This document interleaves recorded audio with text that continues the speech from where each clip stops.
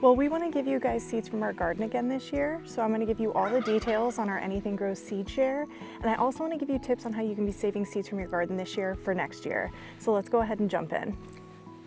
So last year, Andrew and I had a surplus of marigold seeds, and I had a bunch of you guys request them. We probably sent hundreds of packets of marigold seeds across the country.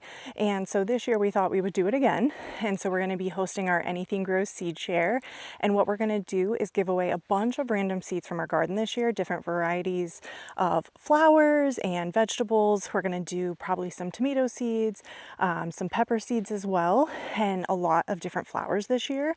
So we're going to do marigolds again, like we did last year, just because we have so many, and I just love the big African marigolds.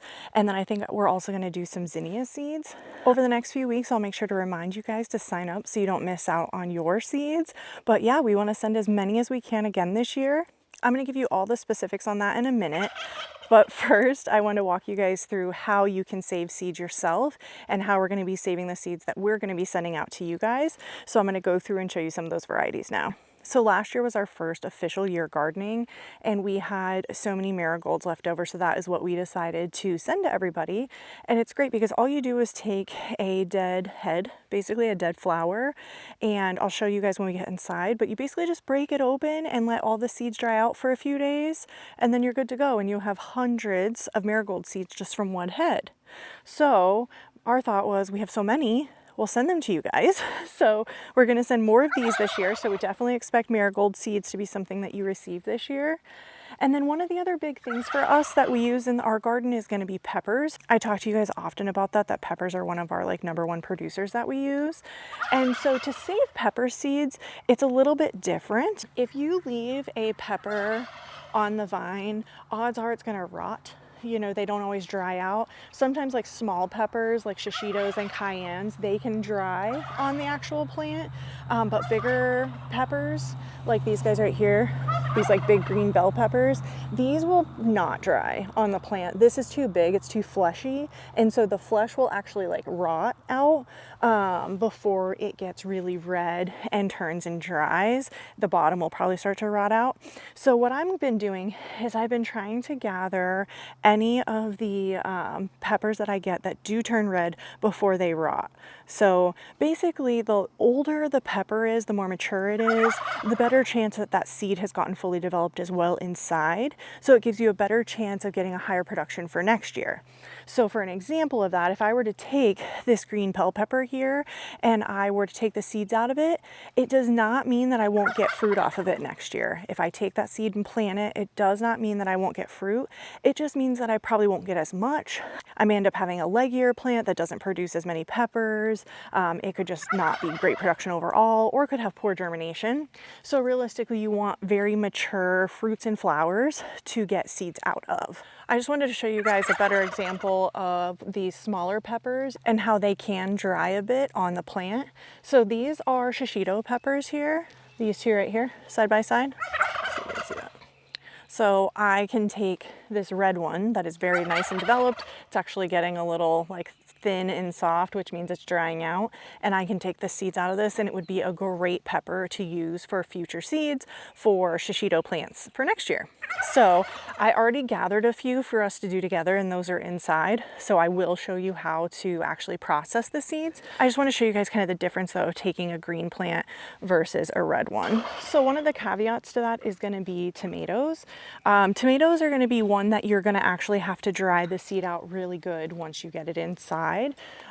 These cherry tomatoes, honestly, as I've told you guys many times, this entire plant here behind me is all volunteer, and that is just simply from us letting cherry tomatoes drop and rot in the bed.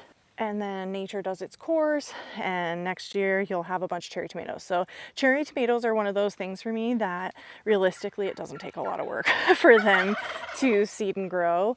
You really can just leave a few tomatoes on the ground in the beds and they will give you fresh plants for next year.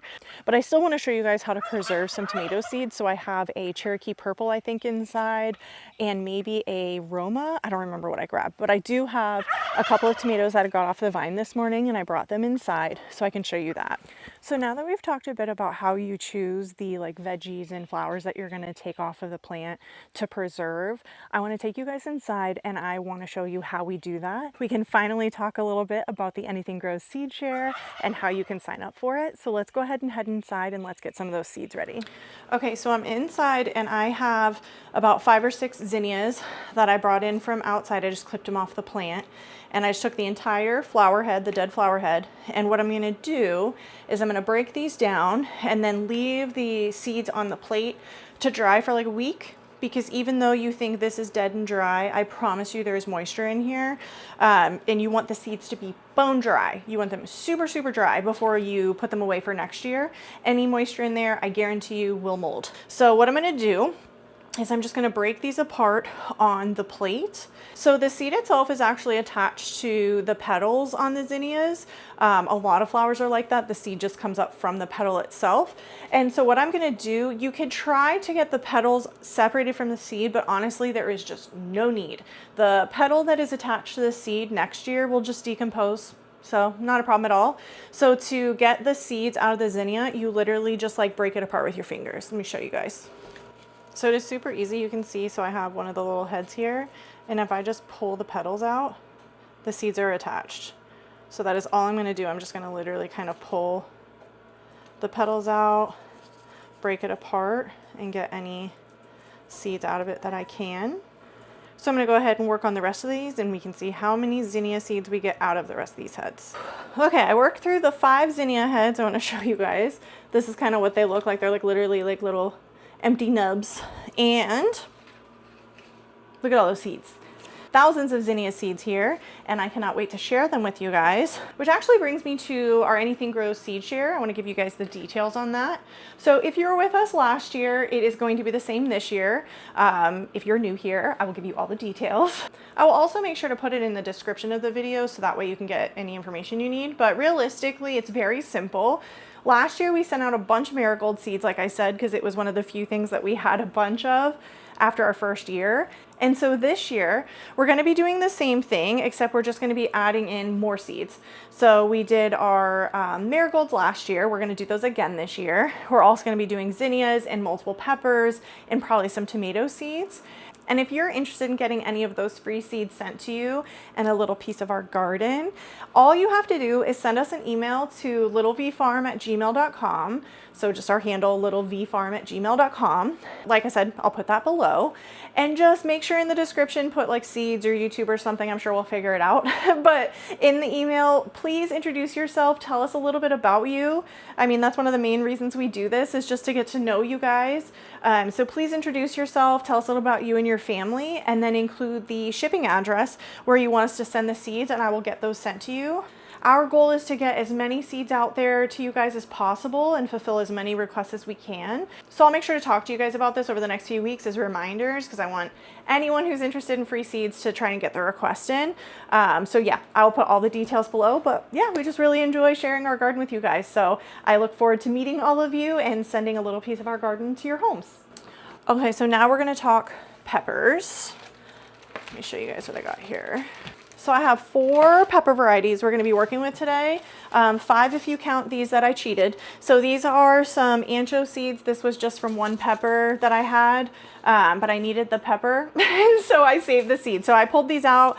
They've already dried. I will not do all of my seeds in Ziploc bags. It's too big of a bag. It's wasteful. I don't need to do all that. I have little bags made for them, but these were the only ones I had done. So I just quickly threw them in a Kirkland's bag and wrote ancho seeds, but I will get these moved to a smaller bag. But these are some of the ancho seeds that will be coming to you guys for sure. So the other 4 peppers that we are going to be working with today are going to be probably the primary pepper seeds that we send out to you guys, specifically these 2. So we'll start here. So I have 2 very ripe peppers. I have a very ripe jalapeno and a very ripe shishito pepper. Shishitos are definitely one of my favorites. They are a really good alternative to like a banana pepper. I cut them in little rings and pickle them. They're also super good roasted. You can stuff them. They're just a very versatile pepper, but they're also extremely fruitful. Our little plants have gotten us hundreds of peppers off of them, so I highly recommend them. So they're very good, so we're gonna do those. And then just a classic jalapeno. It's just a little bit spicier, We are on a kick right now where we're actually dehydrating a bunch of peppers. The dehydrator is full right now. And then I turn it into powder, and then we add that powder into our smoothies and food, and I use it for seasonings and stuff. So jalapeno powder is a big one for us. I guess technically chipotle powder is like a roasted jalapeno, so it's kind of like chipotle powder, except I don't roast them, I just dehydrate them, so I just call it jalapeno powder. I digress. So we're gonna go through both of these today. I'm gonna give you seeds out of these. And then our other two peppers that are extremely popular for us are the Anaheim. This is a bigger guy, Anaheim, and just a regular bell pepper. This is a little guy because it's end of season, but we did get one that was able to get nice and red without molding or rotting. And this guy at the end here is like starting to go. So we're gonna get seeds out of both of these as well. These are gonna be more of my cooking peppers.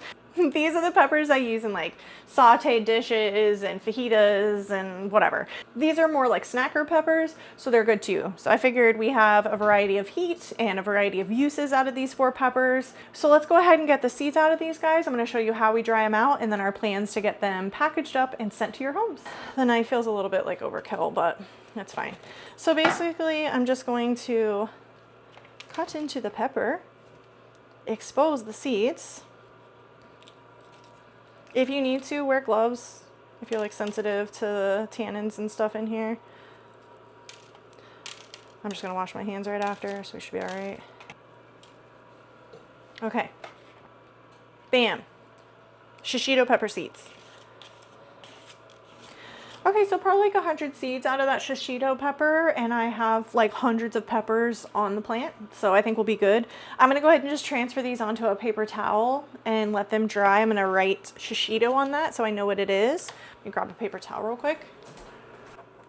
Okay, so I just wrote shishito on here.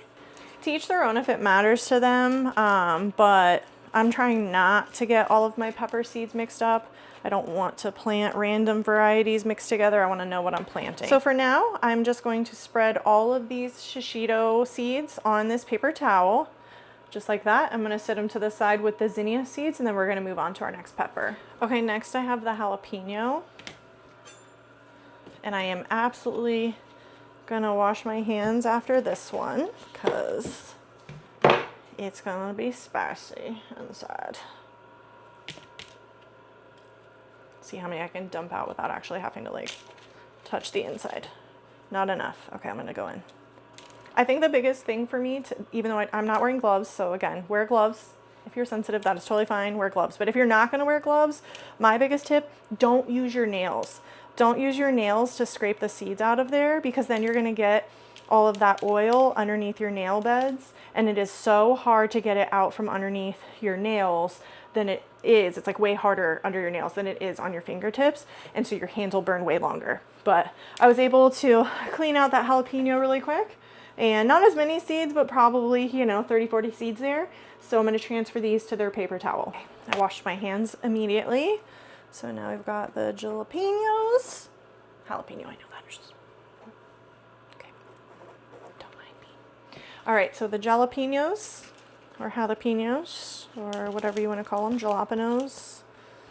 They are going to go onto this paper towel. And I'm just reusing the same paper plate, by the way. People, crunchy people who want to come for me, I'm not using a bunch of paper plates. I'm using multiple paper towels, so get over it. But I am only using one paper plate. Okay, so you got the jalapenos. Set these over here with the... Okay, so I sat the jalapeno, shishitos, and the zinnias together. I think we're gonna go ahead and move on to our little baby bell pepper here. Okay. So this one, I'm just gonna rip it open from the bottom. And so you're probably familiar with the little nub of seeds in there. And then I'm just gonna break all these off this little mini bell. Okay, bell pepper is done, about 50 seeds. I love how I'm just like guessing, yes, 50 seeds. I don't know. There's a good amount of seeds there, so I'm gonna get them on their paper towel.